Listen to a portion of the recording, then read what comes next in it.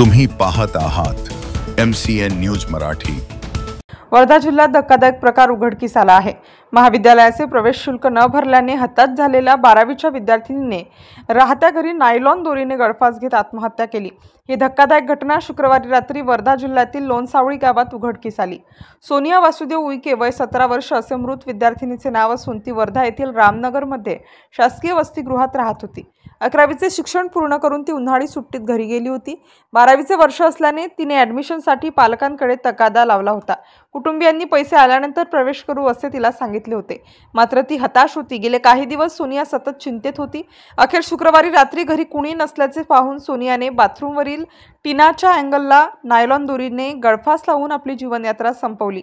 घटनेची माहिती पुलगाव पोलिसांना देण्यात आली। त्यांनी आकस्मिक मृत्यूची नोंद घेतली आहे। MCN न्यूज मराठी करिता सचिन महाजन, वर्धा।